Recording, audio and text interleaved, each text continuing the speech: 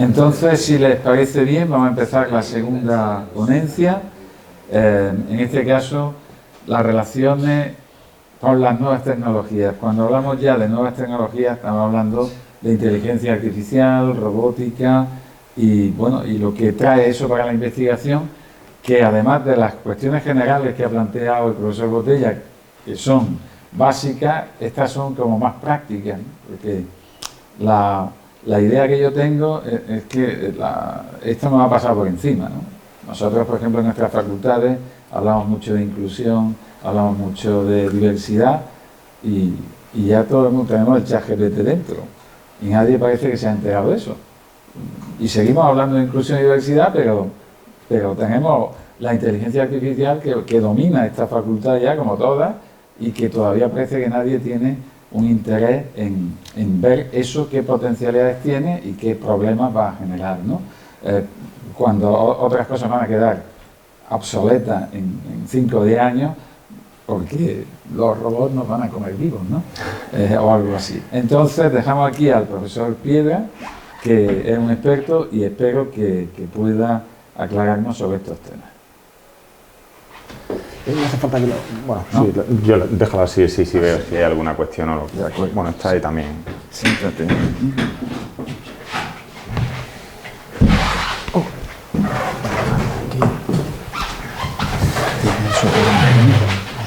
Así. Pongo por aquí. Bueno, buenos días. En principio me gustaría agradecer el que me hayan permitido poder asistir aquí a dar esta charla en la Facultad de Educación dentro de este programa de doctorado. Me ha resultado muy interesante y muy productiva la charla del profesor Botella, porque además es muy interesante cómo de alguna manera se analiza mi micro. ¿Este de aquí?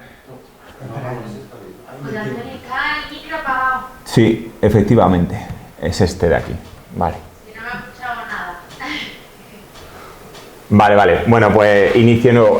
Buenos días a todos. En primer lugar, quiero agradecer la oportunidad de poder estar aquí dentro de esta jornada, de esta actividad de curso de formación dentro del programa de doctorado en la Facultad de Educación.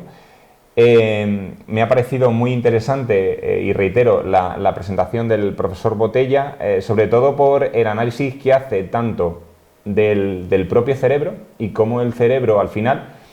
Yo soy del ámbito de la visión artificial. Yo he trabajado en el campo del análisis de imágenes y de la inteligencia artificial hace ya unos cuantos años, cuando no había ni siquiera librerías para procesar imágenes, que hoy directamente ya con el ChatGPT o con el DALL-E te puede generar cualquier imagen de cualquier tipo y además luego hablaremos sobre el tema de la IA generativa. Pero es curioso, desde el ámbito en el que yo he estado, que he trabajado con sistemas interactivos dentro de todo lo que tiene que ver realidad virtual, realidad aumentada, temas de serious game, como al final si nuestro cerebro simula una realidad o la percepción de una realidad que tenemos, fijaros cómo se puede manipular y ya no solo a través de la información que le llega, sino que hay estudios en los que jugando un videojuego es capaz de manipular y la persona, de hecho este estudio creo que es de la Universidad de Stanford, la persona más buena del mundo se puede convertir en villano dentro de un videojuego y hablaban de un tiempo de entre 2 a 5 minutos. O sea, solo por la interacción que tiene en el entorno y el rol que adquiere dentro de ese contexto. Aparte de las situaciones que se dan luego ya relacionadas con extrapolar la realidad y llevarla, o sea, la ficción llevarla a la realidad, etcétera. Que también se da el caso de gente que juega a los videojuegos y es incapaz de desconectar luego y luego aparecen una serie de situaciones. Y nosotros, por ejemplo, en Almería, yo vengo de la Universidad de Almería, hemos tenido situaciones específicas de un chico concretamente que creía que seguía jugando al videojuego dentro de la realidad, ¿no? O sea, es como los dos mundos. Y hay una cosa muy interesante que es esa perturbación de la información o esas informaciones erróneas que llega. Imaginaros con el tema de la IA y las fake news que aparecen, todo lo que son las noticias falsas que hay, ya no solo las que te generan y manipulan, como ha comentado el profesor Botella antes, sino las que se generan a posteriori, a través de lo que sería todo lo que tiene que ver con la IA y las herramientas de la IA. El otro día vi una entrevista que hacían y preguntaban justo lo que estaba comentando José Gijón, que decía, bueno, ¿a dónde nos lleva esto de la inteligencia artificial? ¿Realmente nos vamos a destruir todo aquí? Y decían que está en una situación un tanto peliaguda, porque es como si fuésemos conduciendo, además el símil me parecía muy interesante, es como si vas conduciendo en un entorno de niebla y solo ves a unos 20 metros, pero no ves más allá de los 20 metros, es decir, no somos capaces de predecir hacia dónde vamos y si vamos hacia un abismo y nos vamos a estrellar dentro de ese abismo, o qué va a pasar con todo esto de la inteligencia artificial. Esa es un poco una de las ideas iniciales que a mí también me gustaría luego, si queréis, comentar con más detalle. Lo cierto es que estamos en una sociedad en la que la tecnología sí o sí está transformando la investigación, o sí está transformando el conocimiento, y además tenemos un potencial enorme a través de todo el concepto de inteligencia artificial, que lo que nos permite es la generación de conocimiento. Es decir, y ahí aparece, supongo que lo había escuchado, el tema de la IA generativa y todo lo del ChatGPT, que está a la orden del día. Entonces, realmente, ¿cómo afectan estos avances a la ética, a la objetividad y a la ideología dentro de la parte de la investigación? Vamos a intentar poner algunos ejemplos sobre un poco el uso de la IA y los problemas que aparecen en el uso de la IA, porque uno de los grandes principales problemas es la información. Hablaba antes de la evidencia, pero ¿con qué evidencia al final entrenamos a nuestra inteligencia artificial para obtener qué tipo de resultados? Porque si se pueden falsear por un humano, imaginaros por la inteligencia artificial, ¿no? Aquí. Por lo tanto, ¿la IA es objetiva o puede estar secada? Y aquí tenemos que tener también mucho cuidado con la información que se recopila dentro de qué periodos de espacio y de tiempo, y ahora os comentaré una serie de anécdotas. Por ejemplo, hay un caso, se generó para hacer predicciones criminales en temas de reincidencia. Hay una herramienta que se llama Compass, que trataba de evaluar lo que era la probabilidad de reincidencia de delincuentes en Estados Unidos. ¿Vale? Esto, bueno, pues lo ponen funcionando y resulta que aparecen una serie de sesgos raciales.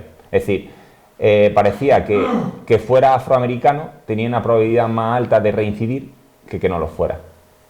Curioso, ¿no? ¿Por qué pensáis que puede pasar ese sesgo, que puede haber ese sesgo? Pues principalmente porque allí en Estados Unidos, como todos sabemos, ha habido, bueno, una política, sobre todo años 50, 60, bueno, y en algunos lados incluso sigue todavía existiendo ese racismo, esa lucha entre determinadas etnias y concretamente con el tema de los afroamericanos.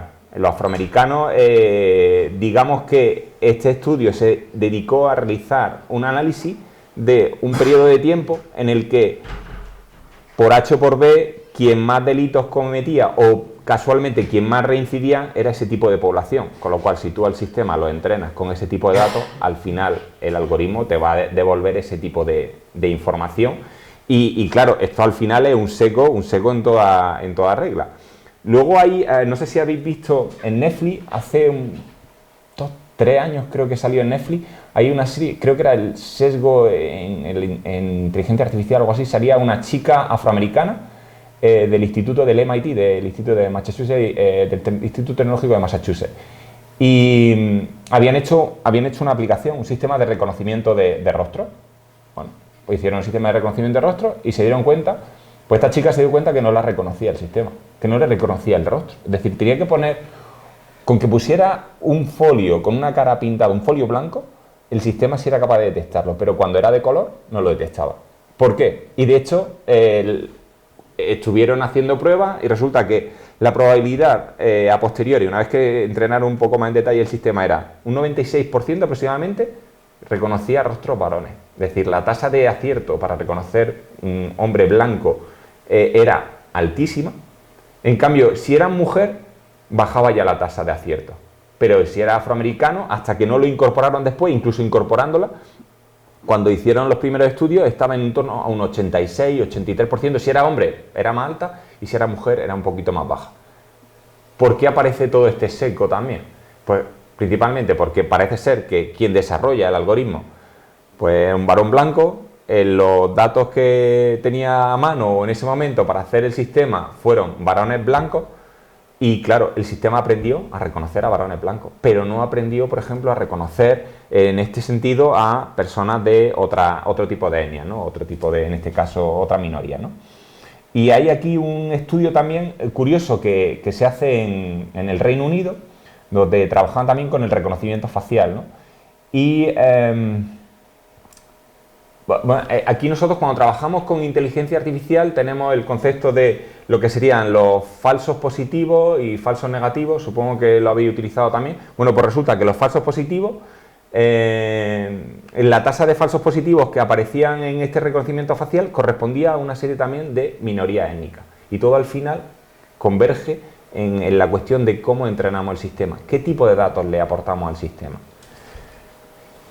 Ay, es que le doy al que no es. Vale. Fijaros, yo por ejemplo que soy del ámbito de la visión artificial, el tema del reconocimiento, análisis de imágenes, hace 10 años atrás aproximadamente, era bastante complejo, muy complejo. Y las tasas de acierto no eran muy esperanzadoras, es decir, no se podía generalizar de determinada manera el problema, porque tenías que dejarlo muy acotado, justo específicamente para un ámbito concreto, con unas tareas muy específicas y muy encapsulado para poder tener unas tasas de acierto elevadas. Yo he trabajado desde imágenes de satélite, que trabajamos en el reconocimiento de estructuras mesoescalares en la zona de las Islas Canarias, y luego lo extrapolamos a Estados Unidos, como imaginaros en lo que estuvimos haciendo de detección o contar células cancerígenas que aparecían en una imagen de microscopio que teníamos. O sea, y aquí, claro, al final necesitaba particularizar y hacer todo el proceso al detalle. Cuando trabajamos con la IA, la inteligencia artificial, lo que al fin y al cabo trata es de simular el pensamiento humano, o el razonamiento humano. Podemos entrar también en el concepto de las emociones y cómo afectan las emociones, pero básicamente ese razonamiento humano. Si nosotros, dentro de ese saco que es la IA, hay una parte más pequeñita que aparece después que se llama Machine Learning, es decir, un algoritmo que son capaces de aprender, ¿vale? El aprendizaje máquina, que tienen la capacidad de hacer un pequeño aprendizaje y dar unos resultados bastante buenos. Pero es que dentro de la visión artificial es como la invención de la rueda. Apareció el concepto de Deep Learning, o ese aprendizaje profundo. Y eso ha permitido ser capaces de enseñar a una máquina a aprender igual que aprende el ser humano. Es decir, nosotros, un niño pequeño va andando por la calle, señala un coche o dice coche y nosotros reforzamos diciendo que ese es un coche, pero llega y señala una moto y vuelve a decir un coche y nosotros le decimos que no, que es una moto. Y vuelve a señalar un camión y dice coche, le decimos que no, que es un camión. Y vamos segmentando, aparece un coche de nuevo y le vamos a marcar que es un coche. Y así, en teoría, el niño va aprendiendo, pues sería una filosofía parecida la que nosotros articulamos en inteligencia artificial. Y lo hacemos a través del concepto de aprendizaje profundo, que serían redes neuronales artificiales con un nivel de capas que depende del modelo, llega a ser bastante extenso. Claro, eso no se podía hacer hace 10 años porque no teníamos hardware que soportara ese tipo de procesamiento, pero ahora hubo un avance con un determinado tipo de tarjetas gráficas capaces de poder analizar todo ese volumen de matrices a través de las redes, y lo que nos ha permitido es incorporar eso y hacer procesamientos como hay ahora, supongo que en casi todas las grandes urbes, en el Reino Unido, en Australia, en Estados Unidos, tienen, principalmente en el Reino Unido, ese reconocimiento que hablaba antes de reconocimiento de rostro. No solo te reconocen el rostro, te identifican, saben quién eres, cuándo entras en el país, qué es lo que haces. De hecho, si no te reconoce, tiene a un grupo de policías que se acercan y te piden la documentación para poder extraer la información. preveyendo posibles atentados terroristas que pueda haber en una zona determinada por situaciones específicas, ¿no? Supongo que en casa todos tenéis Alexa o Siri o conocéis estos asistentes virtuales.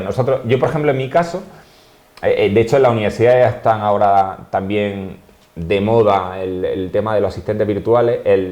Yo tengo un cargo en el equipo de gobierno en la Universidad Internacional de Andalucía y ahí hemos incluido un asistente virtual. Ese asistente virtual al final es un ente que aprende de todo el conocimiento que tiene la universidad para intentar dar respuestas. No es como el de las preguntas frecuentes que he visto en algún tipo de universidad que al final acaban teniendo un asistente de preguntas frecuentes, sino que nosotros hemos intentado ir un poco más allá en cuanto al conocimiento de todo lo que es la universidad y luego algo más específico dentro de la parte de formación académica con algunos cursos específicos con los que estamos trabajando.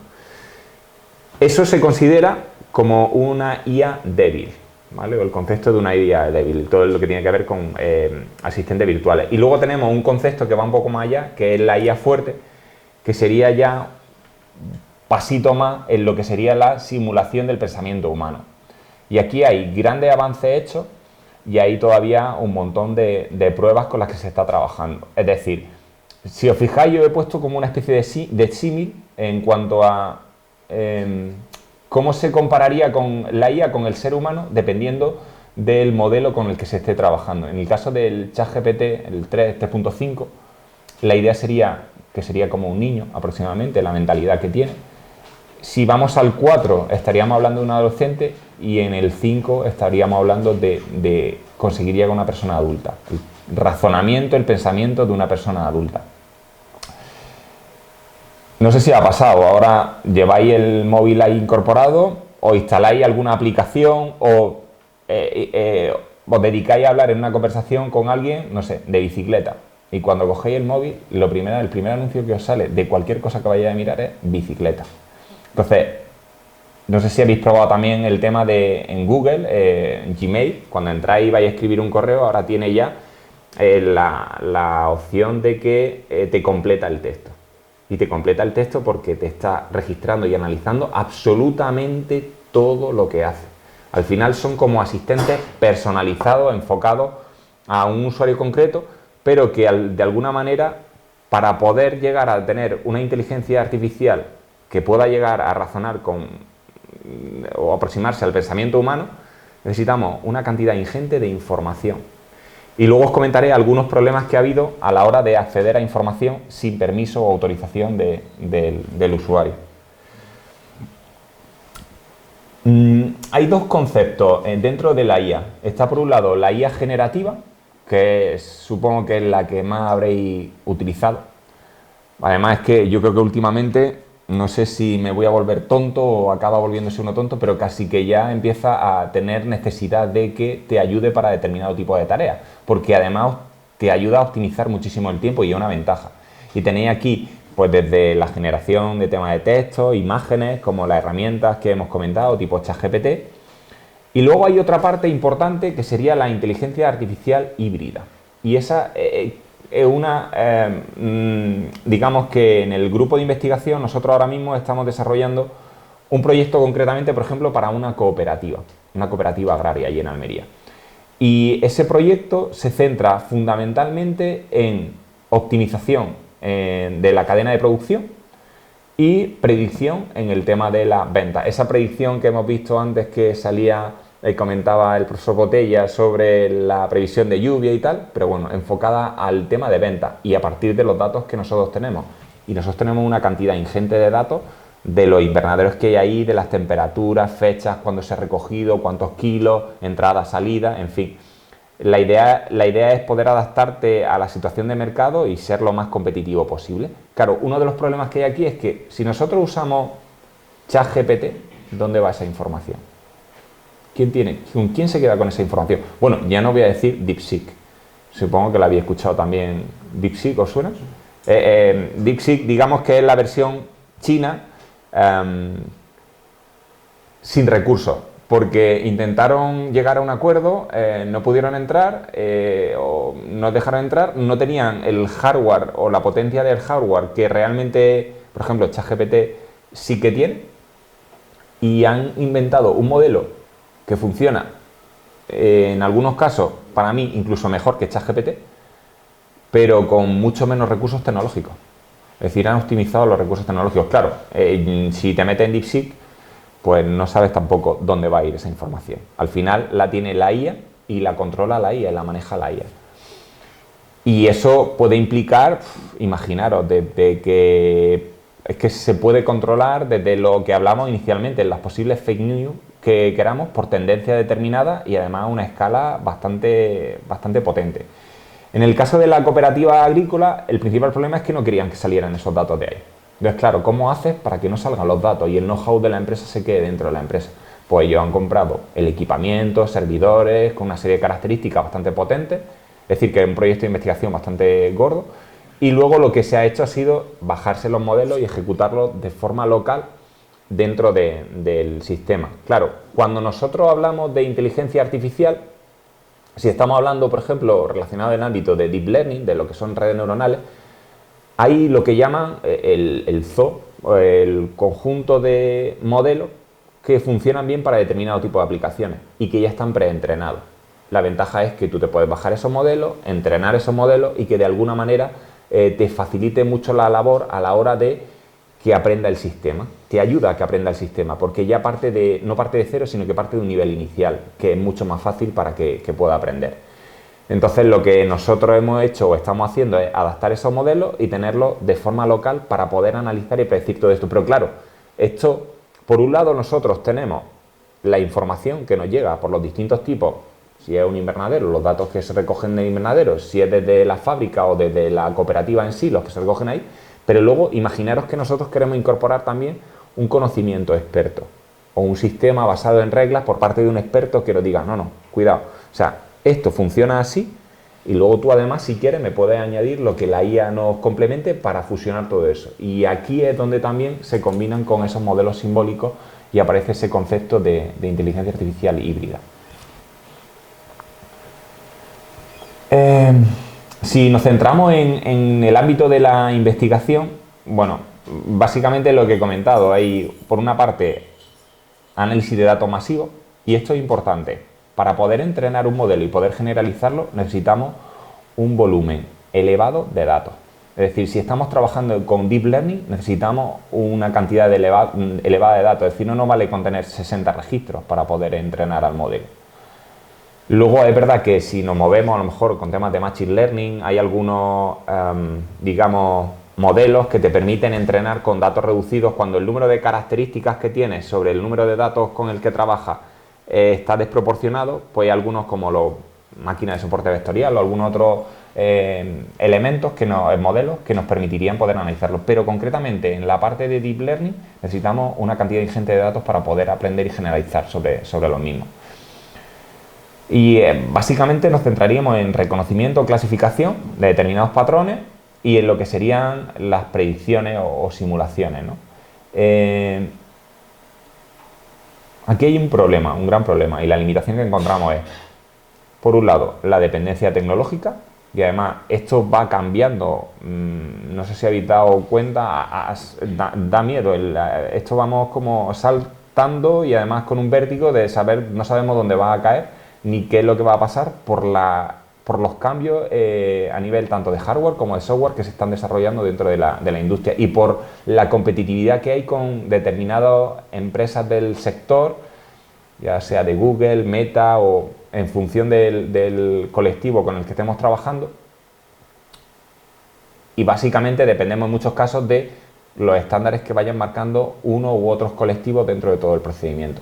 Y luego hay una necesidad de alfabetización digital, sobre todo a nivel de investigación. El hecho de que, bueno, si somos los docentes, estamos ahora en el aula, cuando pedía un trabajo, alguna actividad, yo creo que identificar si es o no lo ha hecho ChatGPT o la herramienta que sea la IA, a veces es fácil, a veces es muy complejo determinarlo. Es decir, hoy día lo usa todo el mundo y tienen, digamos, como un nivel bastante avanzado. Ahí, por ejemplo, el problema muchas veces es cómo acabamos evaluando eso, ¿no? O qué es lo que tenemos en cuenta. Pero si es propiamente a nivel de investigación, el conocer las distintas herramientas, los distintos lenguajes de programación y cómo poder aplicar todo eso para poder extraerle partido, se hace indispensable dentro de todo lo que sería la investigación que llevamos a cabo. Y luego pondremos pinceladas sobre la ética a la hora de tener en cuenta esos datos, que ya ha avanzado también en la previa el profesor Botella. Le doy siempre al que no es. Por un lado, tenemos la fiabilidad de la información, es decir, y eso ya se han comentado antes, el tema de la exactitud de los datos. Cuando vamos a entrenar un modelo de inteligencia artificial, necesitamos, por supuesto, tener fuentes confiables. Sí, yo necesito hacer, como hacía en Compa, el tema del estudio de la reincidencia de los que habían cometido algún tipo de delito. Si yo analizo un periodo del 50 al 60, obviamente los datos van a estar muy sesgados por el periodo y además el contexto en el que se da esas situaciones. Y por lo tanto, no sé hasta qué punto esa fuente sería confiable o, en este caso, información obsoleta que estemos aportando dentro del sistema. Y curiosamente también una cosa muy interesante, sobre todo con la IA generativa, que es el nivel de creatividad que le damos a la IA. Cuando tú haces algún tipo de actuación, tú le puedes decir cómo de creativo quieres que sea. Y ahí aparece información falsa, se la inventa, o parcialmente falsa, ¿no? Y ahí hay que tener también mucho cuidado cuando nosotros estamos entrenando un algoritmo y cuando estamos generando determinado tipo de contenido, qué contenido es el que queremos y hasta qué punto nos está aportando esa información. Dentro de los retos éticos, aquí he puesto como 4 elementos que para mí serían importantes. Por un lado es el sesgo algorítmico, ¿vale? Luego os comentaré el caso de Amazon. No sé si sabéis el Amazon que tenía para analizar los currículum y toda la historia que se montó. Ahora os lo comento, en la siguiente. Además es interesante, es bastante curioso y deja mal lugar a las mujeres. Luego, pero bueno, estos sesgos de algoritmos principalmente es por no haber tenido en cuenta o contemplado todo lo que hemos comentado antes, los diferentes tipos de, en este caso, situaciones que se pueden dar dentro de en el caso concretamente, ahora os lo diré sobre el tema de los currículum que aparecían ahí. Tema de privacidad y protección de datos. Por ejemplo, hemos estado dando formación de IA generativa a docentes, ¿vale? Hemos tenido algunos cursos allí en Almería y, claro, tú lo que puedes hacer es, tú puedes generar tu clase, te creas y dices, bueno, voy a meter los datos de los estudiantes, y hablo de, en este caso, el ámbito académico, meto los datos de estudiantes, quiero que me crees las actividades, quiero que me lo organices, que me agrupes cada uno de los perfiles, yo le puedo pasar toda la información que quiera del estudiante. Y la IA se encarga de hacer todo eso. Pero aquí hay un problema muy serio. O sea, estamos pasando información privada de datos personales a un sistema para que entrene con esos datos y ahí, en teoría, y yo creo que luego nos lo podrá confirmar el siguiente ponente, estamos incumpliendo la parte de privacidad. Y eso es algo muy importante a tener en cuenta, ya sea alumnos o ya sean datos de nuestra propia investigación que podamos llevar a cabo, ¿vale? Entonces es muy importante tener en cuenta a la hora de analizar grandes volúmenes de datos de información esa privacidad, hasta qué punto nosotros podemos implantarla o no dentro del sistema. Luego el tema de transparencia o explicabilidad, es decir, cómo funcionan realmente los modelos de IA. Si hablamos de Deep Learning, hablamos de las redes neuronales artificiales, es una caja negra. No solo una caja negra, sino que no sabemos cómo funcionan mejor unos que otros. Es decir, sabemos que funcionan mejor unos que otros, pero matemáticamente no podemos demostrar por qué funciona, por qué una estructura de red con esta serie de capas y en este nivel funciona bien aquí. ¿Cuál es el razonamiento matemático que me permite demostrar eso? Con lo cual, al final, lo que tenemos es un sistema que aprende de la experiencia y que, digamos que hasta cierto punto se puede asemejar al concepto de cerebro o de estructura cerebral que nosotros tenemos también. Y luego el tema del impacto en el empleo, que es algo también que en el empleo, o incluso si hablamos de la investigación, es decir, ¿Cómo afecta la IA en todo el tema de la investigación? ¿O va a quitar puestos de trabajo? Que es algo que preguntan constantemente, ¿no? Centrándonos en el caso de Amazon, lo curioso de esto es que en 2014 se le ocurre, bueno, pues generar un sistema de IA para automatizar en la selección de los currículum, de los candidatos, de los posibles candidatos a determinados puestos de trabajo. Y resulta, esto fue en 2014, de Amazon. En 2018 detectaron que se discriminaba a las mujeres. Lo que hacía, eso no sé si lo conocéis ese caso, lo que hacía, además fue muy sonado y tuvieron, vamos, fue un asunto bastante peliagudo. Resulta que habían cogido y habían analizado los datos de los últimos 10 años, donde digamos, los puestos técnicos y de ingenieros se ocupaban por varones. Lo curioso del sistema era no solo que descartaba a las mujeres, sino es que era curioso porque te analizaba si tú pertenecías a una universidad en la que hubiera un equipo femenino de fútbol, de soccer, o un equipo de, no sé si era de gimnasia femenino, automáticamente te descartaba la solicitud. O sea, el sistema llegó a aprender unas cosas tan raras que ya no era solo el hecho de que fueran varones o mujeres y tal, sino que si además coincidía una serie de características, ¿cómo aprende eso? Porque nosotros cuando le damos toda la información, él intenta al final, digamos, optimizar tanto en recursos que tiene de entrada como en elementos para poder dar la solución más certera. Y aquí hay que tener luego en cuenta, si queréis luego os cuento el tema del número de iteraciones a la hora de aprender el modelo para no sobreajustar, en fin, otra historia. Pero lo curioso de esto es que apareció un increíble sesgo humano en todas las candidaturas que hubo desde 2014 hasta 2018 que se descubrieron. Y esto es real, vamos, que lo tenía Amazon y salió en todos los medios, hubo, digamos, una controversia bastante fuerte en este sentido, ¿no? Entonces, por lo tanto, es muy importante, sobre todo, supervisar los datos de entrenamiento con los que se va a trabajar dentro del modelo. Claro, cuando hablamos de IA y el impacto, por ejemplo, en el empleo, bueno, aquí tenéis, hay algunos ejemplos. Hay una empresa, la que aparece ahí, Associated Press, que, por ejemplo, utiliza para generar informes financieros. Claro, esto al final, si te hace el informe financiero, dices, bueno, yo me hago un poco las manos, lo mismo no necesito tanta gente para que me haga un determinado tipo, sobre todo aquellas tareas que son más automáticas dentro del proceso. Es verdad que ahora nosotros optimizamos mucho más el tiempo porque si utilizamos la IA en sentido favorable a la hora de apoyo dentro del puesto de trabajo, nos va a permitir gestionar mejor, yo creo que permite gestionar mucho mejor el tiempo y los recursos que tenemos. Supuestamente también va a ir en detrimento del número de puestos de trabajo con el que van a ir enfocados en esa misma línea, pero es que claro, lo mismo hay que replantearse cuál es el rol ahora en los determinados puestos de trabajo y cómo va a influir eso o cuál va a ser el impacto que va a tener dentro de todo el ecosistema, ¿no?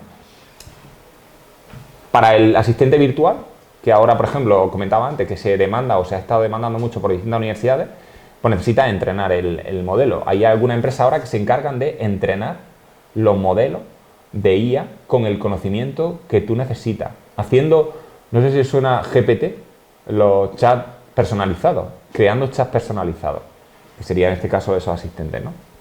Y luego, sobre todo, el tema de la ética en la IA, que es un aspecto bastante importante.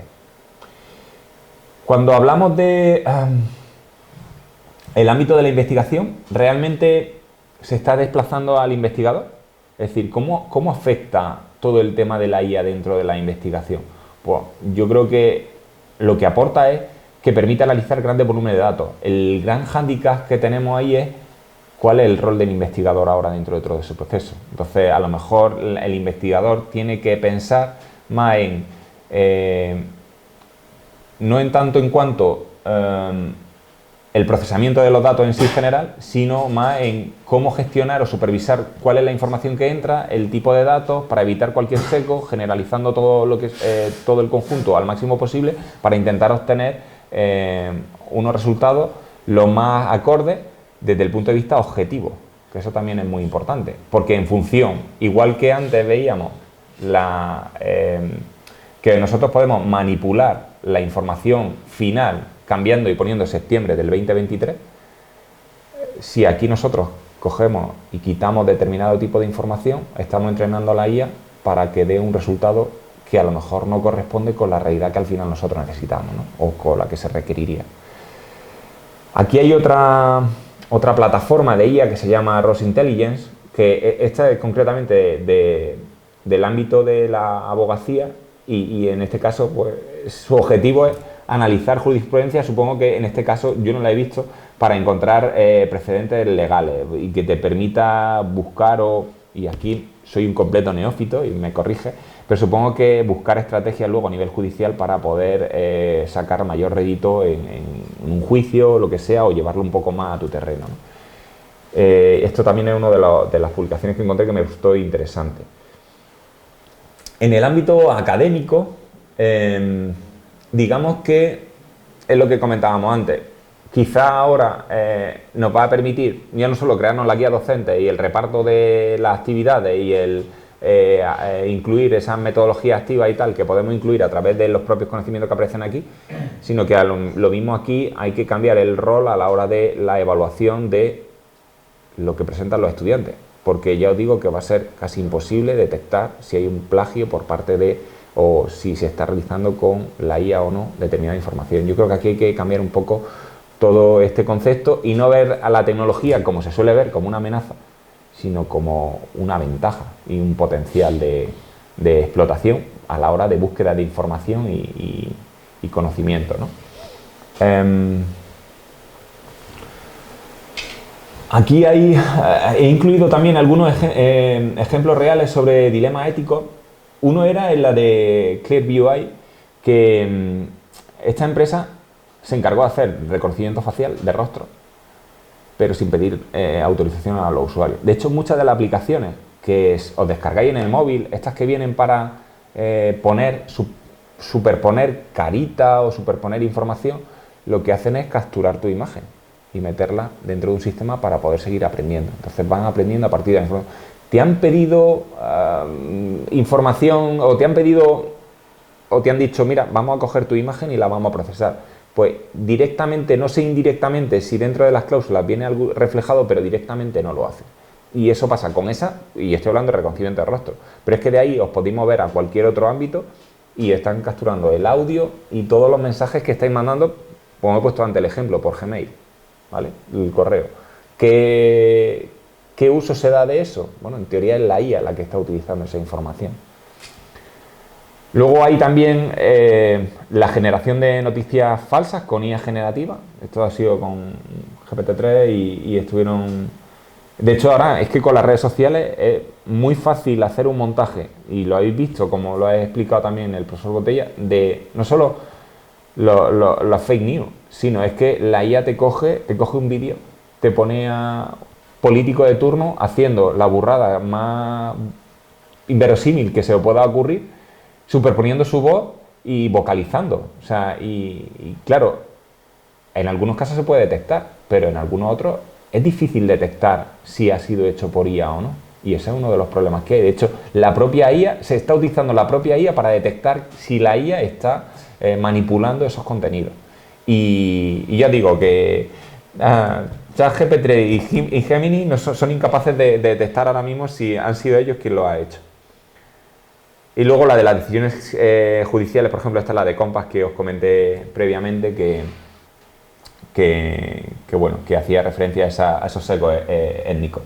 Os he incluido esto, no sé si me he colado, si luego lo va a presentar el compañero, simplemente porque tengáis un enlace a la regulación de la IA a nivel europeo sobre la normativa, principalmente, pues como he hablado antes, para que se respete la privacidad y se respeten los derechos fundamentales de los usuarios, en este caso, de la información que se vaya a ir aportando ahí. ¿Vale? Eso es simplemente anecdótico. He incluido, esto es lo del GPT que he comentado antes, aquí, un ejemplo de especialista en investigación en ciencias sociales, como una anécdota o un ejemplo a lo que se puede hacer a través del ChatGPT personalizado. Esto es con la versión de pago, no es con la versión gratuita, pero pero da muchísimo juego, sobre todo cuando estás en una empresa, para generar una especie de know-how. Luego hay por ahí algunas herramientas como por ejemplo Poe, que te permite generar una especie de GPT igual, con el contenido que tú le aportes. Lo único que, si no quieres pasar por caja, creo que eran 30 transacciones al día, 30 interacciones al día, lo que te permitía con ese GPT, ¿vale? Ese chat personalizado. O he incluido alguna herramienta de licencia libre. Esto sería para hacer algo de IA híbrida o trabajar directamente con algoritmos de Deep Learning y con vuestro conjunto de datos. Hay aquí algunos elementos, como aparecen ahí, el Hugging Face Transform. Bueno, hay algunos elementos, alguna librería que vienen con modelos entrenados ya para el procesamiento del lenguaje natural. Significa que son capaces de comprender, analizar y digamos, transmitir o traducir la información, incluso aportando emociones dentro de la información que se emite. Y aquí tenéis, bueno, hay algunos que ya vienen integrados, GPT, Verdi T5 son de Google, GPT de la del OpenAI, no un GPT, ¿vale? Hace referencia a otro tipo de transformación con el tema de los modelos. Luego aparece aquí el SPICY, que es para texto y análisis sintáctico, Stanza, que es para modelos multilingües. Luego, dentro de lo que es el aprendizaje de datos o la minería de datos, que es la parte de Machine Learning y tal, hay el SkittyLM, y yo, por ejemplo, lo que usamos nosotros es TensorFlow y PyTorch, que son los que utilizamos dentro de Deep Learning. Nosotros normalmente trabajamos con, luego si queréis enseño un ejemplo, con Google Colab, Collaborative, y dentro de Google Colab nosotros podemos integrar código en Python y decirle cuáles son las fuentes de datos, cuál es el modelo que queremos utilizar y que nos procese toda la información y nos la devuelva. Es relativamente sencillo, pero tienes que tener algunos conocimientos sobre cuántas iteraciones, por ejemplo, quieres hacer durante el proceso, para no sobreajustar el modelo.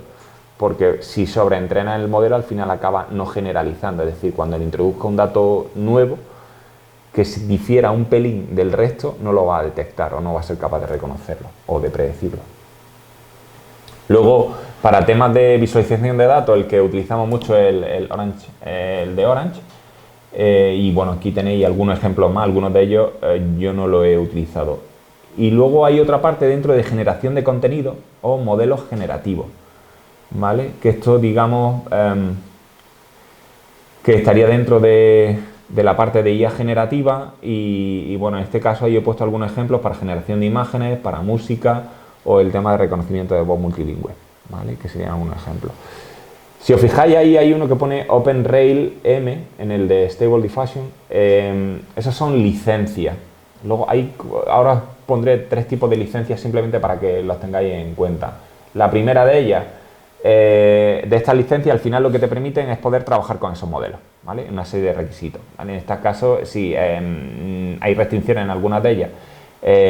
Bueno, intenta controlar la parte de principios éticos, el uso y modificación y distribución del modelo o cualquier otro tipo de restricción. Y luego están las de MIT o las de la que tenemos de Apache 2.0, que serían, bueno, pues igual otra licencia. En este caso es para la utilización de modelos en el que podamos hacerlo a nivel comercial o privado, o que podamos tener en cuenta, bueno, pues distintas herramientas con las que trabajan con este tipo de licencia. Por ejemplo, la que he comentado antes de TensorFlow, que permite trabajar con Deep Learning, sería la que utilizaría la licencia Apache 2.0.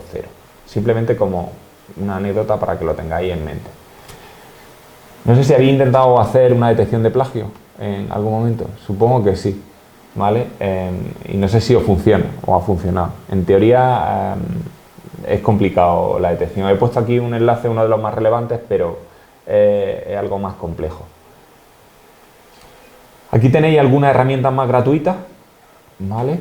En ellas, si os fijáis abajo, la de plataforma de IA análisis de datos, la de Google Colab, es la que os he comentado también que nosotros utilizamos, simplemente porque tengáis una referencia. Y luego, realmente casi todas, o la gran mayoría, son de pago. Además, por ejemplo, con Google Colab, cuando trabajas con Google, al final, cuando quieres una máquina específica, porque claro, cuando nosotros vamos a procesar datos, necesitamos, si queremos que aprenda con IA, que sean grandes volúmenes de datos. Claro, si hablamos de grandes volúmenes de datos, estamos hablando de un tiempo de cómputo alto. Entrenar a una red con no sé, 1 millón de registros. Si estamos hablando de imágenes, imaginaros, con 1 millón de imágenes, lo mismo podemos estar hablando en una máquina normalita 3, 4 o 5 días de entrenamiento. Si nosotros queremos que eso se cumpla en 3, 4 horas, tenemos que pagar por una serie de servicios extra, que al final, digamos que son transferencias de datos que te controla Google y son las tasas que Google, en este caso si estamos trabajando con Colab, pues tendrías que pasar por caja. Aquí hay alguna, no sé si habéis utilizado la de IBM Watson, funcionan bastante bien. Os he puesto un enlace de la IA en educación, esta del Ministerio, pero porque me gusta mucho cómo explica todo el concepto de IA generativa y cuáles son los recursos que ha puesto. Además está actualizado, está bastante actualizada la información. Y os dejo ahí una pequeña referencia. Como conclusiones, un poco de lo que se ha ido abordando en toda esta presentación. ¿La IA es buena o mala? Pues depende de cómo se utilice para ver cuál sería el impacto que realmente va a tener. Yo sigo pensando que ahora mismo nos han metido y yo soy de IA, nos han metido en un barco en el que no tengo yo muy claro cuál es el rumbo hacia donde puede ir por la cantidad de elementos que entran en juego y que se podrían utilizar como una ventaja, como un inconveniente dentro de todo el proceso. Porque además, como bien habéis visto antes, es muy fácil manipular la información. Y en este caso, con IA es mucho más fácil. Ya no solo hablando de lo que tenéis ahora aquí en vivo, que pueden ser estos chats con los que podéis estar trabajando. Pensar ahora todo el concepto de metaverso y todo lo que tiene que ver con un mundo paralelo, esto que hablan de realidad mixta, en el que converge el mundo físico con el mundo virtual y en el que tú puedes interactuar dentro de un elemento virtual con inteligencia artificial que permitiese la capacidad de interacción con el usuario para manipularlo, pero no os podéis hacer una idea a qué nivel se puede llegar a manipular o pervertir la realidad. De hecho, ahora mismo, la realidad virtual, es decir, no hay un sistema de visión tipo GAFA que te lleguen llegue a difuminar la frontera que hay entre lo que tú percibes realmente y lo que tú estás sintiendo, que es un poco una imagen artificial. Pero se prevé que para 2040, 2050, tanto realidad virtual como realidad mixta hayan pasado esa barrera. O sea, si pasan esa barrera y nosotros no somos capaces de distinguir si es real o es algo artificial, imaginaros con la IA jugando aquí también. O sea, esto digamos que abre un abanico que no sé si es hacia un abismo o hacia un mundo lleno de posibilidades. Y depende mucho cuál sea el enfoque que se utilice para ello. Para mí lo más importante aquí es que tener en cuenta los aspectos clave dentro de lo que sería la ética de la IA a la hora de los datos que aportamos, la información, el tema de la privacidad de esos datos y cómo gestionar esos datos. Y si queréis, os puedo enseñar, no sé si me deja compartir un segundillo, dejar de compartir.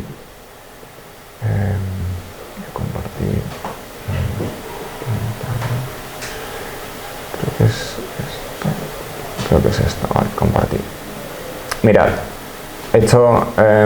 este sería, ¿se ve? Sí. Esta sería la herramienta de Google Colab, ¿vale? Esa es la que he comentado antes. Para explicar esto se requeriría un ratito y sobre todo no solo para explicar cómo funciona la herramienta, sino para entender cómo utilizar los modelos y qué tipo de procesamiento hacer con esos modelos. Haría falta algo más extenso. Pero para que veáis, este sería el entorno de Colab, donde nosotros tenemos aquí, esto es un código, ¿vale? El de arriba, por ejemplo, es para, yo le doy aquí al play y me imprime hola, Google Colab o lo que yo le quiera poner aquí, lo que sea. Y luego hay aquí tengo algunos códigos que no lo he generado yo. He cogido, he ido a ChatGPT y hace un rato me puse y le dije, oye, mira, necesito que me genere un ejemplo de Google Colab con Deep Learning y que utilice, y en este caso directamente se ha ido a TensorFlow y a Keras, que son dos de las librerías que utiliza, y me ha generado, este código concretamente no me ha generado, a ver si me carga, no me lo carga, bueno, me ha generado este código de aquí, este que aparece aquí, que ha ido a la propia librería donde tiene imágenes, un montón de imágenes, me ha hecho un procesamiento. Y aquí ha ido haciendo, antes he comentado el número de iteraciones, esos epochs que aparecen ahí, es decir, el número de veces que se repite el algoritmo para que aprenda. Es decir, cuántas veces necesitamos. Si tenemos un volumen alto de ejemplos y nosotros, por ejemplo, para que hagan idea, le digo que lo repita, que haga 100 iteraciones, 100 epochs de esto, probablemente sobreajuste el modelo. En este caso no hemos ido a un estándar que serían 10 iteraciones, pero claro, depende mucho del conjunto de datos con el que estemos trabajando. Y fijaros que aquí el acierto está en torno a un 91%, ¿vale? Está súper bien, ¿vale? En tema de predicción. Y luego le he dicho, digo, mira, ¿por qué no me genera algo sencillo para clasificación de perfiles de usuario y veo cómo funciona y cómo funciona el algoritmo, a ver si reconoce y tal? Y fijaros lo que ha hecho. Me ha creado una tabla con edad, ingresos y categoría, ¿vale? Él ha hecho ese análisis, yo no le he dado más datos, es decir, ahí tenía que haber sido mucho más explícito en el prompt, en la instrucción, que además es muy importante a la hora de generar todo el conocimiento que le requiera a la IA. Y ha hecho 1, 2, 3, 4, 5, 6, 7, 8, 9 y 10. Me ha generado 10 registros. He dicho, perfecto, vamos a probar cómo funciona. Y si os fijáis aquí, ha conseguido el acierto de 37% con ese número de 10 registros, porque el número de datos con el que estamos trabajando es insuficiente para poder hacer un procesamiento de toda la información. Sería recomendable que en vez de tener esos 10 tuviéramos a lo mejor 1.000.000 de registros o 100.000 registros para poder analizar esa información y que funcionara correctamente. Si no, esto es como matar mosca a cañonazo, dependiendo de la información que se requiera. Yo no sé si ¿tenéis alguna cuestión o queréis preguntar alguna cosa o lo dejamos para la charla después? De todas formas, si tenéis interés o queréis hacer un procesamiento específico con algún tipo de información, he dejado, bueno, si no tenéis mi correo electrónico, creo que está, ahora dejo de compartir, podéis, aquí, perdona. Podéis mandarme, bueno, si no me lo comentáis después, pero podéis enviarme la información que estiméis oportuna, bueno, aquí es que no está presentado, que estiméis oportuna y yo intentaré resolver las dudas que tengáis de la mejor manera posible, sobre todo indicando a lo mejor cuáles serían las herramientas que serían más idóneas dentro del procedimiento que quisiera realizar.